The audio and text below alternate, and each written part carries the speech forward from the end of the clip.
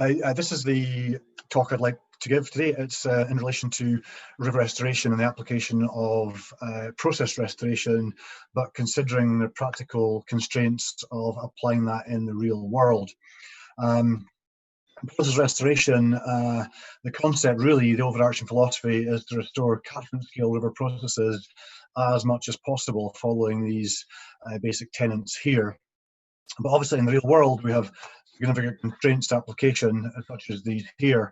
But my argument is that regardless of the degree of constraint, we can and should and must include process in order to provide sustainable and stable restoration design or river management design or river engineering design. And really the concept is really about working with river processes rather than trying to resist river process.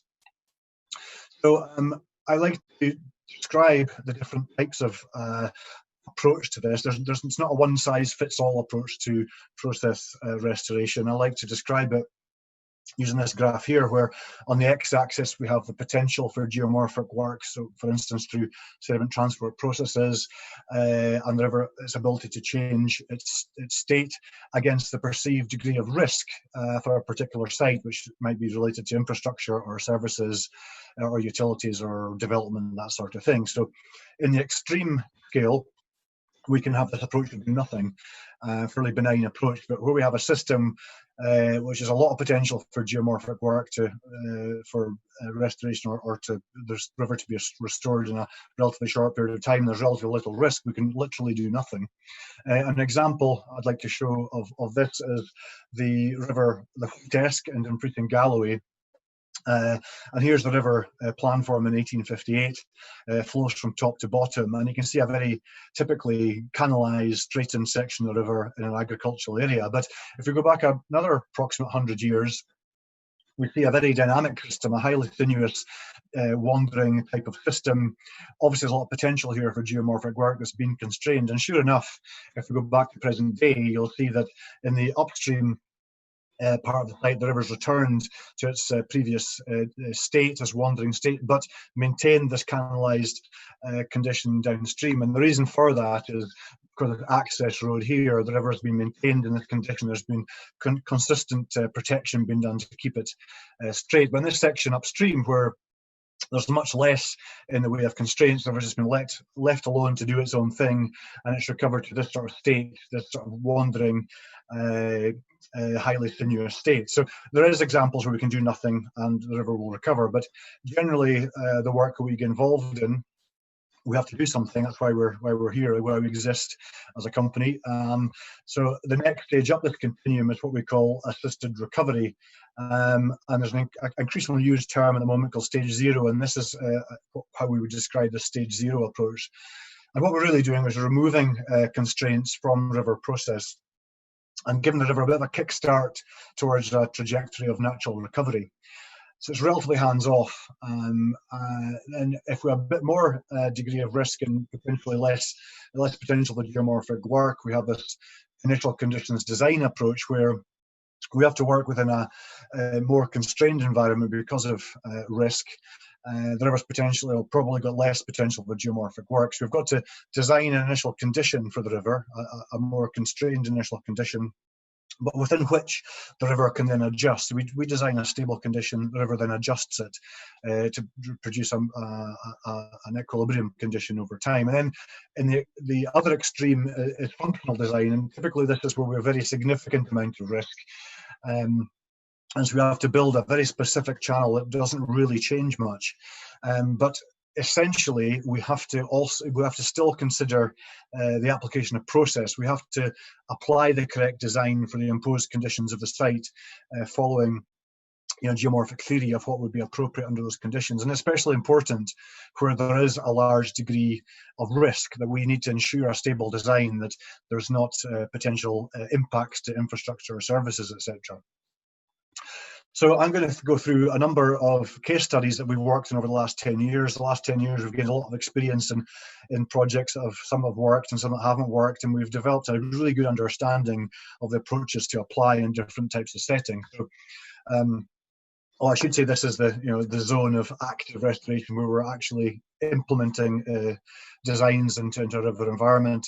But the case studies I want to look at occupy this sort of space here. So the first example is the Aberarder in the Cairngorm National Park in Scotland, and it's an example of assisted recovery where there's very little constraint, and we can apply this sort of catchment-wide or rather floodplain-wide stage 0 type of approach. Next up the continuum, we have the River Nairn at Aberarder, which is assisted recovery, but elements of it are sort of moving towards the initial conditions design, and you'll see that in a second.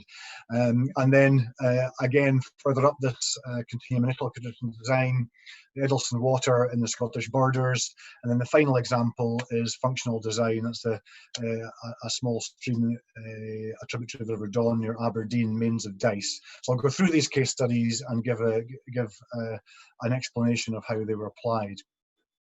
So the Aberarder was quite an unusual site in the sense because it was very constraint free compared to what we'd normally experience. So there's very simple land ownership of the site. It's one estate on the whole area, and very little infrastructure risk. So pretty much everything was on the table in terms of the type of restoration approach we could apply. So we did apply this sort of stage 0 approach where we could let the river, remove the constraints from the river system and let the river adjust itself. So that's the process that we go through. The river's doing most of the work. We're just helping it along its way. We're removing constraints to physical process. I'm just giving a kickstart towards dynamic geomorphic activity. Now, geomorphic activity happens during flood events. We require flood events to subsequently happen to produce this mechanism of change. So this is the River Dolnan just downstream of our site. Our site joins the River Dolnan about a kilometre upstream from here. Now we had a fairly major event shortly after construction in August 2014. This is the beginning of the flood event, and this was the peak. Quite an extreme example, but you can see these types of events have a fairly important role in allowing this assisted recovery to work. So we need these mechanisms of change. You can see this photograph here, the color of the water here, it's carrying a lot of sediment, and it's that sediment transport that drives these changes. So if we look at the site here, that photograph was taken from this bridge here, looking upstream, and here's our site here, joining the Dolnan here. So this is the kilometre extent of the site. And if we look at historical maps, we can see that at least as late as 1982, the river had a much more dynamic character than it does now. It was a wandering, sub-braided type of environment. But about sometime in the late 80s, it was managed. So the river was embanked for much of its length, straightened and made into this much more simplistic form. There was large rock put in to protect the banks, and all the sort of things that we know is bad in terms of river engineering when it comes to ecology. So the design approach here was to remove the constraint. So this is a significant embankment structure running up here on the side of the channel that we removed.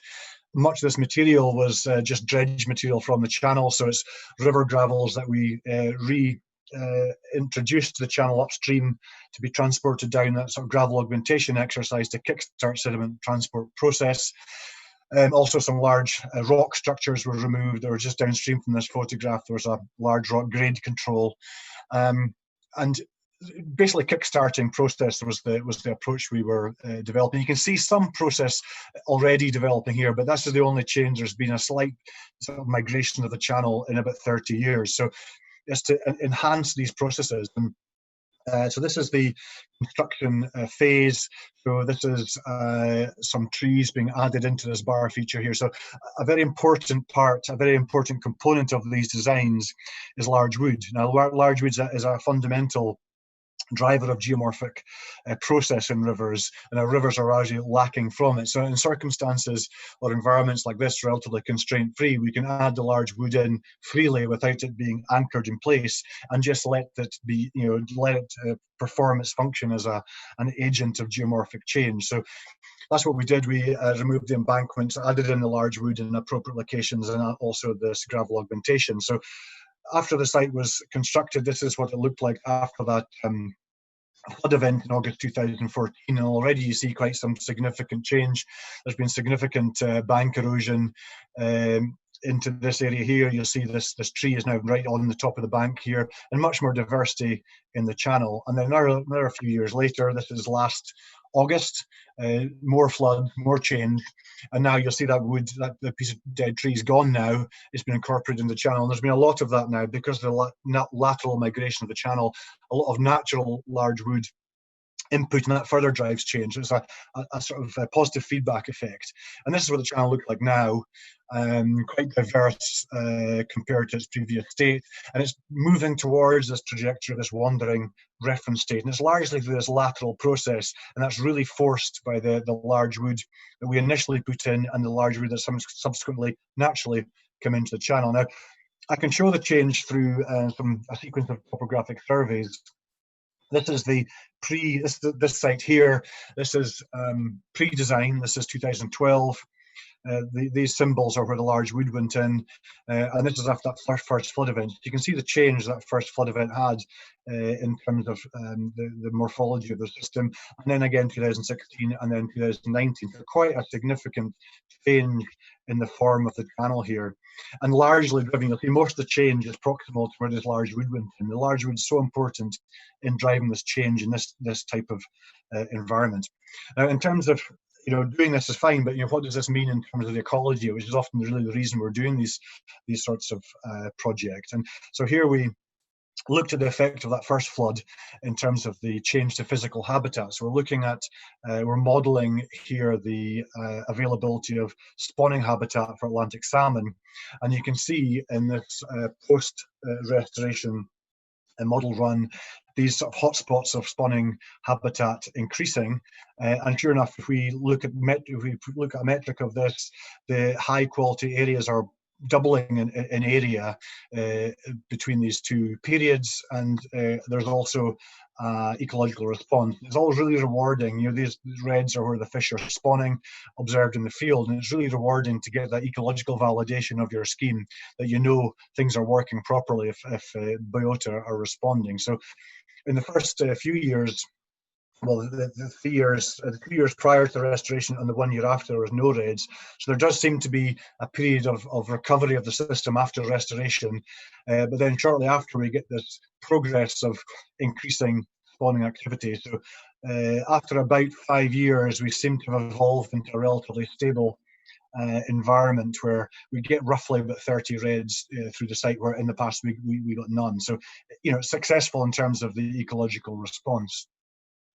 The next site I want to look at is the River Nairn at Aberarder. Again, assisted recovery, although it's got elements of initial conditions design. It's not far from the Aberarder. It's on the River Nairn, which is just to the north, to the west of Loch Ness here. And similarly, the channel had been this heavily straightened channel because of very high sediment supply. The bed aggraded, the grid built up, and then they built up embankments to hold the channel in place, and the bed built up more, and that sequence progressed until the channel was about 2 meters perched above its floodplain. So there's a lot of risk to agricultural land from flooding, and plus also you can tell from this photograph, this low flow condition in the summer, very little habitat. It's just an ecological desert. So the objective was to restore that. So slightly greater risks than at Aberarder. We had a more constrained site in terms of agriculture. This was the farmers' best area of agriculture. So this was hands off. We had to ensure the river never went in here. So all of our design, it's also a track here. So you can see that this is the straightened river course through here. There's a track running on the side. So all of our design had to be the south side in this area. So it crossed over into poor quality ground on the north side round about here. But we have this sort of alignment here. So in this section we have sort of realigned, remeandered channel with large root structures again put in for inducing channel change, and unfortunately these 3 wetland areas, these online wetland areas we're calling them, they're disproportionately important for ecology in restoration. And historically, or prehistorically perhaps, our river environments would have had huge areas of these wetland areas which have just been managed out of the system. It's the river systems now, and so there's massive potential benefit to ecology of reinstating relatively small areas of these online wetland environments. So we incorporate 3 of these in the design also. This is the channel as was built. So it's a simple trapezoidal channel. We kept it simple because we knew with the potential for geomorphic work, it would evolve very quickly as soon as flow went down it.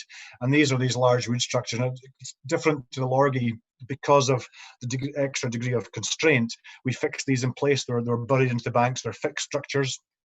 And these are located alternately at the sort of just downstream of the apex of meander bends, reproducing how they would naturally accumulate in river systems. And these are to drive this geomorphic evolution of the channel. So, and sure enough, we had a convenient about a mean annual flood about a week after construction, and already after this event, you'll see the change. So this plot here shows in red erosion and green deposition. Already you see this alternate bar sequence, this diverse morphology developing. These little black triangles are the locations of the large wood. And if I focus in on this area here, you'll see this in more detail. So you'll see where the large wood structures are located. It's inducing the development of these gravel bar features. So the wood is so important in the morphological evolution. These bar features are sort of proximal to the locations of the wood. And in between, we've got this sort of sinuous fall-weg, this low-flow fall-weg developing as well. So very quickly, we got this the site developed. So you see the evolution of the site here. This is the condition of the site as was. This is as built, and this is the same site. If you look at the two trees in the background, there's the same site after about 18 months. And you'll see this much greater degree of diversity in the channel environment, the sort of backwater hub, area here, riffles and pools, very much related to the location of the large wood structures. And again, after another 18 months, much more sediment deposition, much more dynamic activity, and the river, it's very low flow condition here. The river is now moving back towards this reference state of a wandering type of system, which would be typical for this upland environment. You'll see the large wood structure here, although it's incorporated in the channel now, it's still perfectly stable. So we're managing the risk by securing that structure into the bank there. The wetlands were important, as I mentioned. The 3 wetland areas introduced about 30,000 square meters of online wetland habitat, and I'll focus in on this one here. This is shortly after it was built. You'll see it's an old meander bend, and we just basically drop the channel in here, and in a stage 0 type of approach, we just let it evolve, let this wetland evolve over time. So we see this fine sediment getting deposited in here, and this sort of bird's fruit delta developing, and then the exit here. And here's on a oblique view, just seeing how much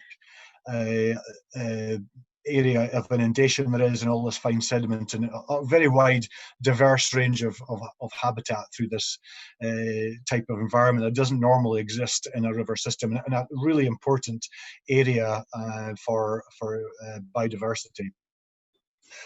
Looking at some hydraulic model output for the design, here we're modeling water depth. This is for a low flow Q95, the flow that's exceeded 95% of the time, and we're comparing the unrestored with the restored channel. So the unrestored channel is here, and you can see it's very homogeneous, very shallow depth through the site, compared to the restored design, where we've got this much greater diversity in depths through the site here. And this is probably better exemplified in this plot here, which is pairings of depth and velocity for the two locations. You see in the unrestored reach, this much more restricted range of depths and velocities, this hydraulic environment, compared to the restored. And especially for depth, there's a much greater spread. So this reflects a much greater diversity of habitat conditions for low flow, which is very important under drought conditions. So it shows the physical benefits to ecology that this type of restoration effort brings. And this isn't including the wetlands, this is just the channel. The wetlands will provide much more diversity on this plot if they were included. And this is reflected again in the spawning utilisation, which is a map of the spawning distribution. Here's the old channel along here, and previously there was no recorded reds in the straightened channel. There was a few reds in this previous meandered section, but now there's a much greater spread, much greater number of reds through the site. I think typically we're counting about 50, 60 reds through this sort of 3 kilometres, or about 2 kilometre section. So again, we have this ecological validation. Right, so but these two sites are not typical. You know, these sort of assisted recovery sites where we can pretty much let the river do what it wants are not typical, and usually we have much more significant constraints to design, more risk in terms of infrastructure and services, and we're unlikely to be working in such relatively unimpacted systems. We tend to do restoration because the systems are impacted. So this is where we apply this initial conditions design approach. Where we give the river an initial physical template that's you know, the general course or the general plan form of that is relatively fixed, but we allow the river to adjust that into an optimal equilibrium condition. But importantly, unlike the other types of approach where we just let the river do the work, this must be based on a very science-based, systematic methodology where we're quantifying the risk. Because the level of risk is much greater, we need to quantify that better and manage it better. An example I'm giving is the Eddleston water in the Scottish Borders. Again, similar problem, a straightened system. This is usually one of the biggest issues that we have to deal with, is straightening and the associated impacts to ecology this has. So it's a straightened embankments on both sides. And compared to the other sites that we've looked at already, there's significant constraints, both in terms of physical process. It's relatively low energy compared to the other ones. It hasn't got the ability to fix itself, really. Plus, there's also risk from infrastructure and services. There's road networks that need to be protected, and a sewer line running along the bank. And also agriculture. There was relatively high quality agriculture adjacent to the channel in certain areas, and flood risk. There was downstream flood receptors that we had to consider in the towns of Eddleston and Peebles. So the design approach, and often when you're trying to realign a channel, what you're trying to do is identify the old course of the channel. So this is a LiDAR image here. The flow of the channel is from top to bottom. This is this very, you can see the very straightened channel here. And from the LiDAR, we identify this historical course of the channel. And from that, we can identify an imposed hydrological regime and an imposed slope. But we first have to assess whether that is actually appropriate for modern day. This course was last activated, the channel was straightened about 200 years ago. So in that time, has the land use and climate changed significantly, such that sediment supply and flows have changed, which would impact that planform. So we need to assess that and understand if that's a factor we need to consider. And it's often when we're trying to put a channel back into an old course, that's not considered, and often an old course isn't applicable to modern day conditions. So it's very important to do that. And then we determine as a basic general channel geometry, just depths and widths, and we do that through application of standard geomorphic empirical relationships, like threshold regime equations, etc. Things like this, which give a very simple geometry for the channel that we start off with. And then we go through a process of 2D hydraulic modelling, where we take that simple design, we apply a 2D model, we see where the design's working, where it's not working, we adjust the design, remodel, and then through this iterative process we'll end up with a stable channel, as stable as we can produce with the technologies we have. And once we're confident that's relatively stable, then that's the initial condition. This is the initial condition that we give to the river, and then the river adjusts into an equilibrium state. This is the site here looking downstream. The model site we just looked at is this section here. So this is the previous straightened section. This was, the channel was straight for about 4 kilometres, and we've done this work in sequences. So that I showed the model results for this upstream section, but basically we've re-meandered. I think it's about 2.5 kilometres now, and we're working on another site downstream. This is a few years ago where we worked on this sort of central section connecting these two bits. But basically, the remeandering has been done over quite a significant length of river now in the Eddleston water. And I mentioned the flood risk issue. One of the issues we're trying to apply natural flood management approaches by encouraging more floodplain storage of water. So here in this section here, you see the floodplain getting stored and, you know, backed up against this embankment here and stored in these areas, but preferentially protecting these important areas of agriculture. So we're protecting this field and this field. So we're allowing some degree of protection and flood attenuation to the downstream towns, but protecting critical area. Balancing act you've got to do. Ideally for natural flood management, you let the whole floodplain flood, but you can't do that because there are certain areas which are important for various reasons. So this is the site as it was. I'll show the sequence again of evolution. This is it upon construction, and this is it the same site after a few years. You can see the general course there was the same, but it's changed quite significantly in terms of its in-channel character, and it's much more diverse, and the benefit for ecology is quite significant.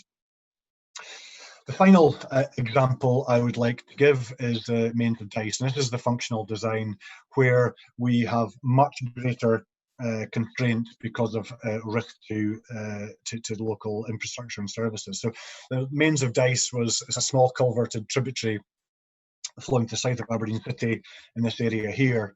Highly urbanised industrial catchment. It drains an industrial site. You can see part of the industrial site in here. And the course of the channel is tightly controlled by this housing development. So there'd been a industrial unit here, and it was removed, and the site was developed for housing. The channel course had been culverted underneath a factory building. It was daylighted, but it was pushed right up against the perimeter of the housing development site in order to maximise the number of units that they could produce. But in doing so, they pushed the river down the sort of steepest strike of the slope here. So we had quite an unnaturally high slope channel for this sort of environment. And the initial construction of the channel that the contractor did, it was before we got involved, was a really good example of a lack of consideration of appropriate geomorphic design. So this was what was built by the contractor. Highly incised or entrenched trapezoidal channel cut directly into unconsolidated material, so high potential for erosion. You know, the slope through this section, because it went down the strike of slope, was up to 5%, and we've got a significant agriculture on this side and then housing development on the right side. So, you know, we need to have a stable design, but the contractor wouldn't hear any of it. He didn't want to change the channel, and just to poetic justice, there was a 40-year flood event about 5 days after we were on site, and this is what was produced. So we have this obviously excessive amount of erosion occurring, this incision of up to 3 meters in the channel. We've got this head cut here. There's a sort of waterfall structure here that even a small event subsequent to this was migrating upstream meters at a time. It's a very, very unstable environment. You know, obviously with the infrastructure on the left side there, sorry, the right side of the channel, you know, a highly unstable, risky situation. So the approach was, following the tenets of process restoration, was to try and reproduce the type of stable channel that would exist under these high slopes. And in nature, that would be a step pool channel. So we have these sequences of boulder steps and pools interspersed. And these sort of follow, the geometry of these follows this empirical relationship here, where h is the height of step, l is the space between steps, and s is the general slope, related to this constant which varies between 1 and 2. So we apply this relationship to produce this long profile design for the mains of Dyce site. And then we did some, because of the risk, we do some hydraulic modelling. We modelled the channel to ensure that the steps, the boulders we use for the steps, are not going to move under the biggest design flows, and then we produce designs. This is the detailed design drawings in plan form and in section detail, and then we build them. So the difference here, we have a fixed bed elevation because we've got an upstream and downstream tie-in points. We've got a fixed bed elevation. But we've widened the river corridor here. We've widened the space that water can flow over, so you know, provides a greater area for flood forces to be acted upon, and we've got this sequence of steps, so the energy is dissipated over the steps, and we've got these this continuous line of boulders protecting the toe of the bank. And then after years, and from the flow events which were bigger than the one that caused the erosion in the first place, we have this nice stable environment with vegetation establishing. So again, a different view looking upstream. This is the channel as it was constructed, and already under low flow you can see the incision beginning. This is what happened after a large flood event. There's that sort of head cut waterfall there. And this is as built, just after the building is the steps and these sort of inset terraces here. And this is it after a couple of years, and then again after about 3 years. And you see an entirely stable vegetated system, not the highest water quality. You can see the colour of the staining on the sediment here. It's not an ecological project. It was, the site was draining industrial site, so it wasn't for ecological objectives, just for stability. And you can see the risk here. Here we have, in the top end of the site here, we have this, one of the housing units here. So the risk is significant. So that's why we had to produce this very stable channel. But despite the fact that we were developing a very stable channel, a very fixed channel, because we incorporated geomorphic process in the design, there was the ability for the river to adjust, because we incorporate the potential for or the processes that are govern the geometry of step pool systems. The river was able to adjust, and what it's done is it's changed its step height by scouring out these parts of the scour pool, and the sediment that's been deposited has buried some of the steps. So it's changing, and so doing, by burrowing steps, it's changing the length between steps, and by scouring it's changing the height of the steps. So it's adjusting its form to optimally dissipate energy and to be more stable. So even in these most constrained environments, we are incorporating the ability for change, which is very important, and through that allowing for a much more stable channel. So to quickly conclude and to highlight some summary take-home points. The understanding of physical river process is key to successful river management or restoration or engineering design. And following this process of reproducing natural river form being the most effective and sustainable design strategy in the longer term. But note that it's not a one-size-fits-all approach. There are different types of approach that are required in different river environments, and also considering different degrees of risk to infrastructure and services, etc. But always in our designs, some reproduction of natural process is possible, and indeed essential if we're to produce a stable design, regardless of the degree of constraints and scale. The inclusion of process is very, very important.